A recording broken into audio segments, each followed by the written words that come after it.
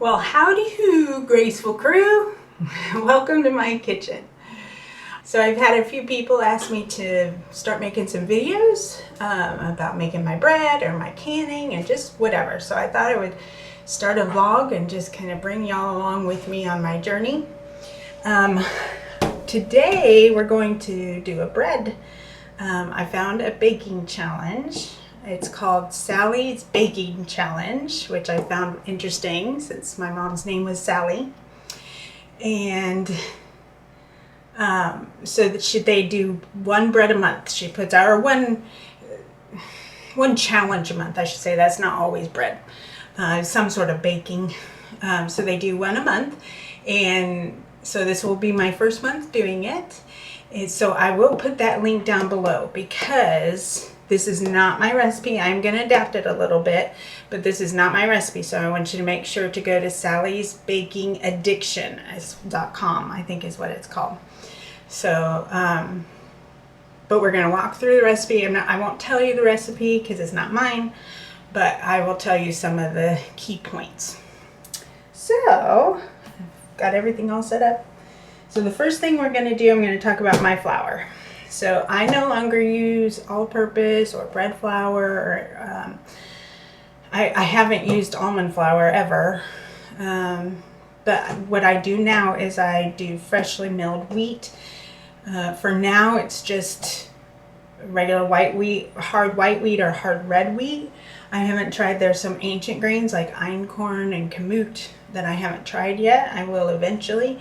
It's kind of expensive. So I get these wheat berries, if you can see here.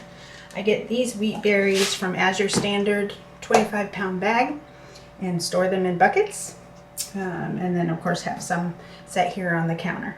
So I've already measured out my wheat berries. The cool thing about that is I know if I've measured out the amount of wheat berries, then that's the exact amount of flour that I need. And I try to do everything, the recipes, I try to do everything in grams because it just makes it a little bit easier rather than cups, because it's going to be different volume compared to weight. So let's get started. So the first thing I have to do is I have to actually grind my flour. So I have to grind my wheat berries. I've sorted them already, just gone through them to make sure there's no debris or anything, because sometimes with Azure Standard, they're wonderful, but sometimes they don't get all of the little stalks out, things like that. And that can make your bread a little dry. So I'm probably going to put some music here or something and mute it because this grinder is very loud. So let's go grind that. I did 390 grams of hard white and 50 grams of hard red. I like the hard red, has more protein, higher protein level in it, and it's a deeper flavor and like a nuttier flavor, I guess you could say. So I like to always add that in all my breads. So let's get this ground up. Here's my wheat grinder.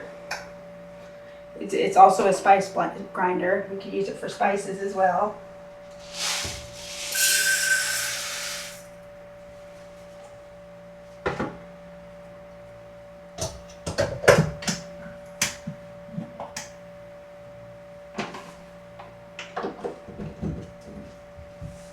Here we go.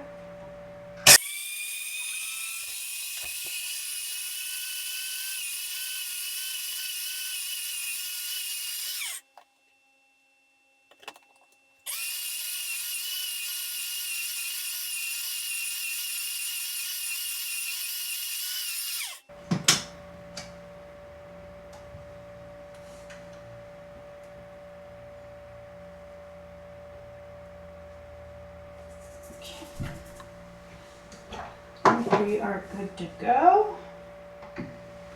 Bring my bowl over here. Actually, yes. Over here.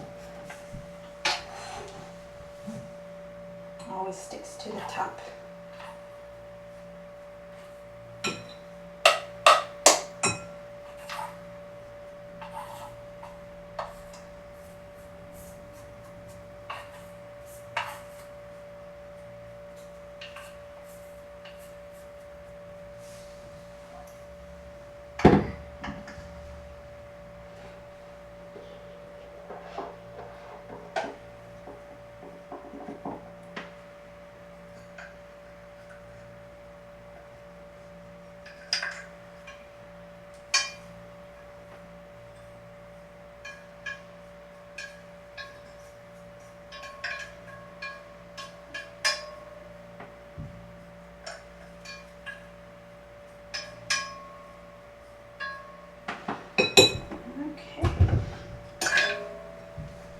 And we have our flour.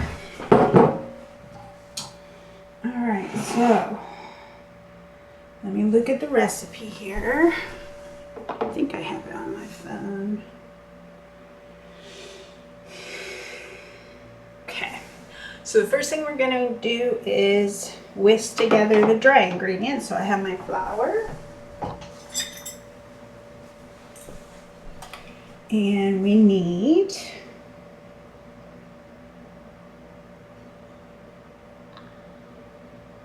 let's see, do I put the yeast in right away? Yes, I do. All right, I keep my instant yeast in the freezer.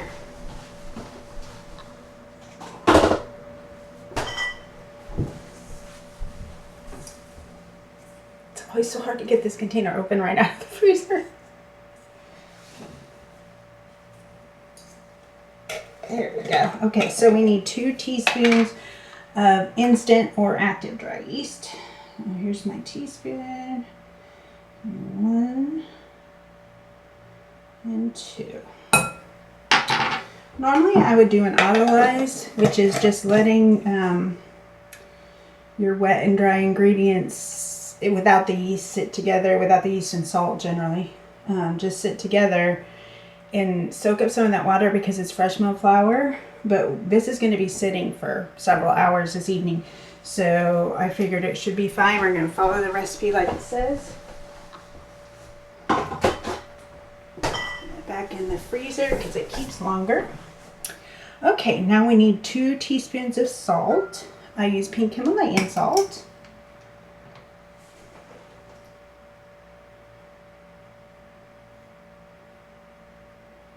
Okay. I guess I kind of am telling you the recipe, huh? I shouldn't do that. Okay, it calls for oregano and basil, but I don't keep separate spices like that. So I just have Italian seasoning, so I'm just going to use that. I'm going to tell you how much.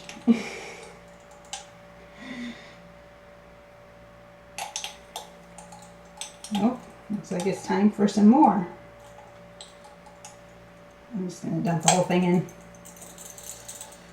Time to get some more Italian seasoning. Okay. Then we need garlic powder.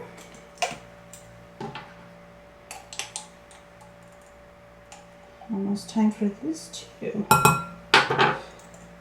Okay. You can put crushed red pepper flakes. I don't have any, so.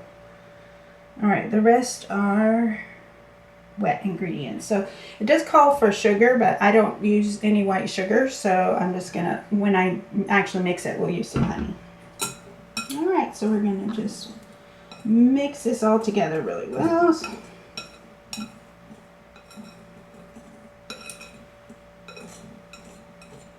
I'm planning on taking this tomorrow night to my Bible study, so if they'll let me, I'll take a video of them and put it at the end here, see how they like it. Alright, that's mixed up pretty well. Okay. So we mix our dry ingredients. Okay. Now we mix in our wet ingredients. Let's see, what's the easiest probably? Let's use this. Okay, so I pre-measured the ingredients so that you guys wouldn't have to watch me do that. It does say you can put whatever pizza toppings. It's a pizza bread, so I don't know if I said that. You can put whatever toppings that you like on your pizza. You want to keep it to a minimum though. I did 130 grams because otherwise it will weigh your bread down and it'll make it very dense and it won't rise. So you have to be real careful with the type of ingredient or with the weight of the ingredients. So I did 130 grams for us, because we don't eat pepperoni. I did peppers and onions, black olives, and I did some sun-dried tomatoes. I soaked them in some hot water for like a minute and then chopped them up. So that's going to go in there. I soaked the sun-dried tomatoes so that hopefully it doesn't soak up so much of the water. If I have to use more water later, we can do that. All right, the other thing, the other wet ingredients, let's see.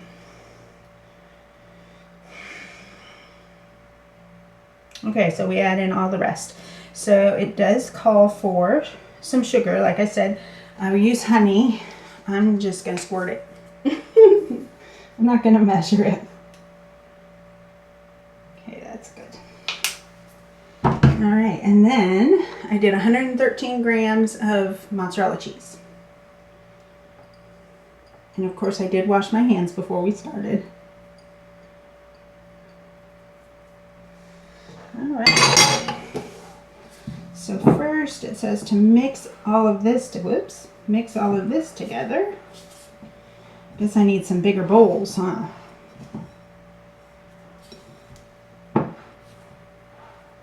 Okay, so let's kind of just get this all mixed in and separated.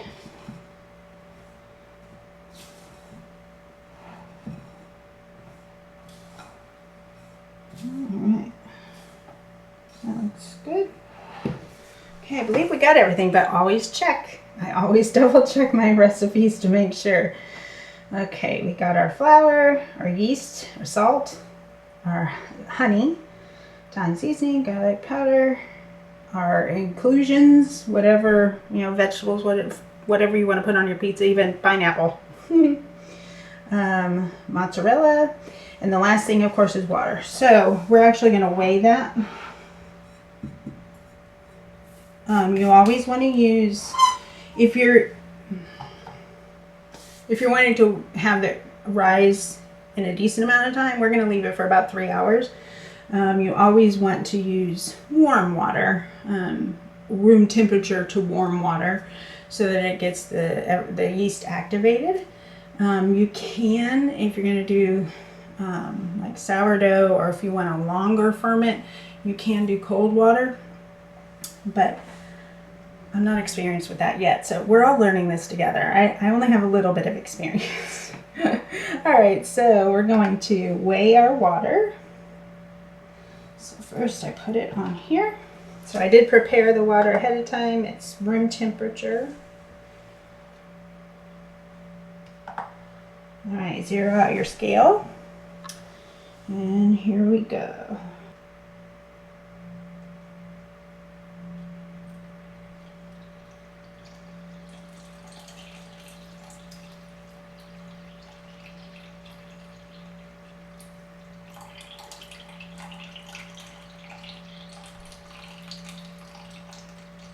When you get to the end of it, you want to be real careful because you can't take it out now. There we go. Alright, now we're going to mix this all together.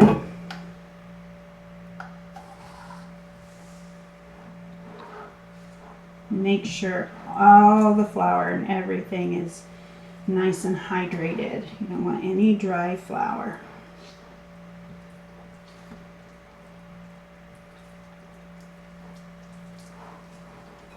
And later on, when I check on it, I'm going to check it probably in about half an hour, and just to make sure that we don't need, because of the fresh milled flour, it does need a little bit extra water sometimes.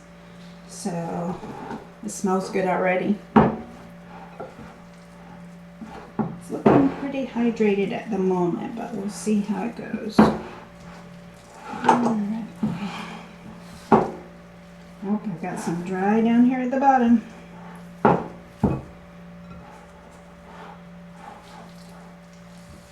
course, you can just use your hands. Probably I would do that if I weren't taking this to Bible study, or if I weren't recording, I would probably just use my hands.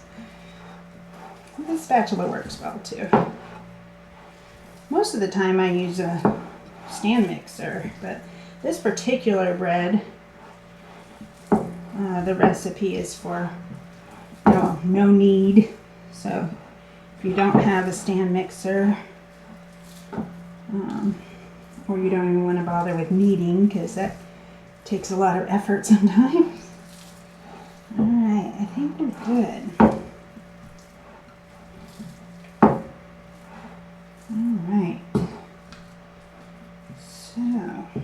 at this point, the recipe, once you get it all mixed up together, the recipe says you can just leave it. But with fresh milled flour, I need to keep a better eye on it to make sure, like I said, that it's hydrated enough.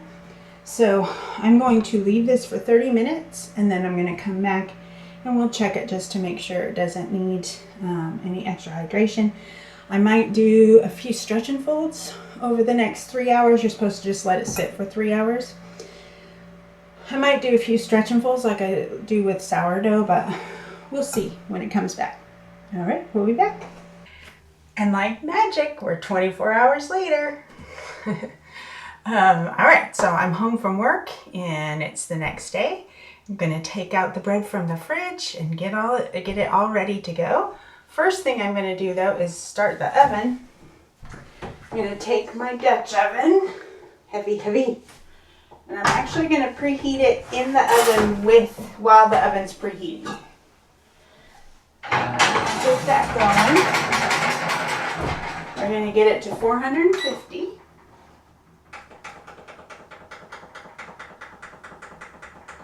I know, very high. I actually don't like going that high, but that's what you have to do for these types of breads.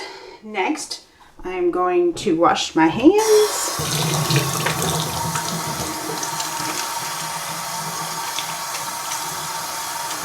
Just so you guys can see, yes, everything is clean. Okay. All right. All right, I'm going to grab the bread out of the fridge.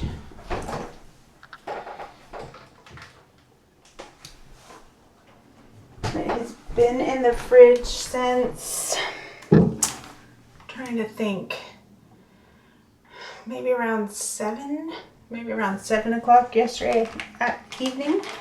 So let's see how it looks. Okay, it rose a little bit, not tons. We're going to try not to deflate the air that is in it. I do see a lot of bubbles. I'll show you guys a picture so it's easier to see. 1 second, Oscar wants in.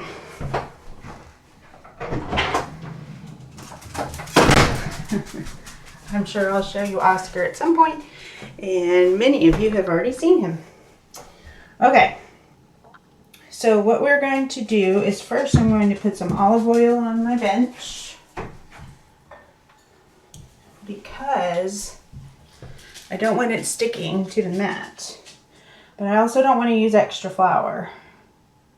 So we're just going to put a little bit of olive oil. Get a little bit on my hands. Alright, and I'm going to try not to deflate this, so see if I can get it to just gently come out. Come on. Very, very cold. There we go, it's coming. Now some of it got left behind. I'm not going to lose that. Let's get it on there.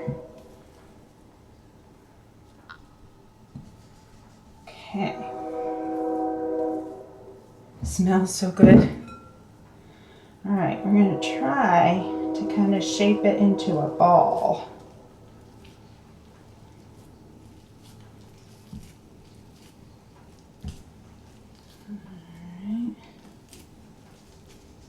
Now this bread is actually not meant to rise too much because there's so much in it. It's not going to rise to its completely. You just want to gently work it. Try to get it into a shape here. Okay. Next, we're going to get some parchment paper. Want it all ready to go in the oven.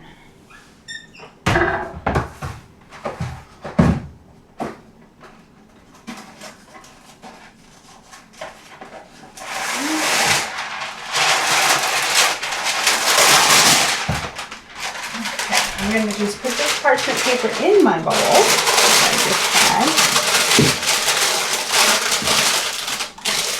way when the oven is all ready to go, I need it to preheat for about 30 minutes. So we're gonna let this rest for 30 minutes. So I'm just gonna gently pick up the dough and place it back in the bowl so it kind of keeps its shape. Okay, so that's it. All right, I'll be back in 30 minutes when the oven is ready. Okay, so it's been about half an hour. We're gonna get this bread in. I'm a little anxious because it didn't really rise a whole lot, so we'll see how it goes. All right, so don't forget, this is very hot.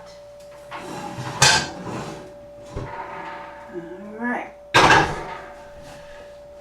I'm actually gonna put this over here because we are going to score this with our bread lum. Okay. Let's see. Looks the same.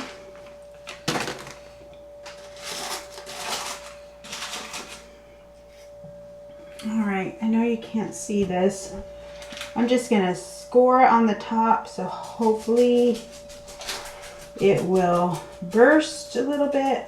We'll have some oven spring on it. Okay, don't forget it's hot. All right. All right, in it goes.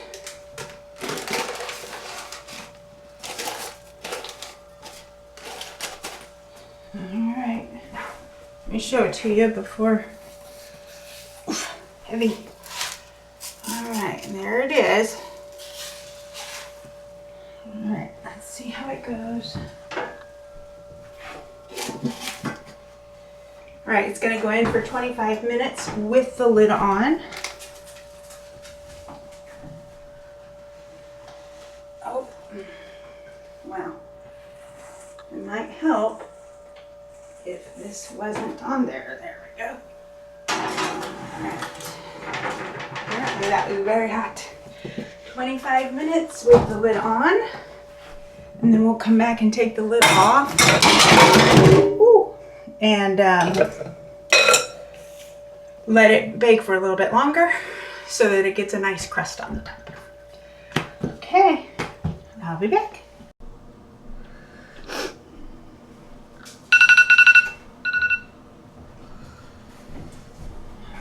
Okay, the 20-minute timer went off. Let's see what we got.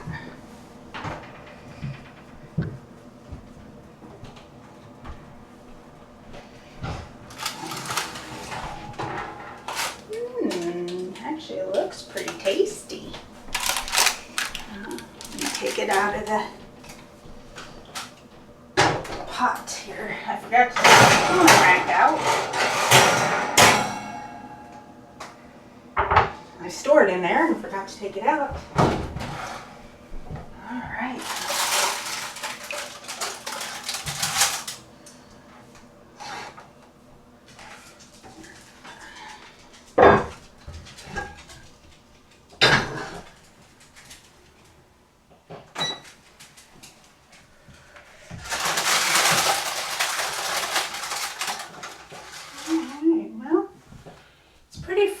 Flat. It didn't rise up a whole bunch, but it's not, I think I read on the recipe it's not supposed to, like, because there's so much stuff in it. So looks good, smells good. I've got some pizza sauce to go with it, or butter if someone just wants butter. But off to Bible study I go. I'll tell you how it turns out. My Bible study crew is willing to be my guinea pigs. So every month I have a challenge. I don't know what the next month will be. This is October's. All right, Linda's going to try. Yeah, you mean during class? I'm afraid it's dense. Oh, yeah. It tastes good? Yay! Yeah. Good, good. I'm going to sit over there, baby. I'm going to probably sit over there. Onions and peppers. Pepperoni and mozzarella. Pepper, get some pepperoni. Pepperoni and provolone. The recipe. Oh, and it has mozzarella cheese. This is something I can take to work. I can take it with me because I sit in my car and ice my back. Crust is- And I can sit That there would be and eat perfect. this. I don't have to have it refrigerated. No. It's perfect. And it's fresh milled flour, so fresh milled flour has the bran and the germ, and it has, so that means it has 40 of the 44 essential nutrients. Yeah. All right, my turn. Mhm. Very good. It has a lot of flavor. Doesn't it though? Good.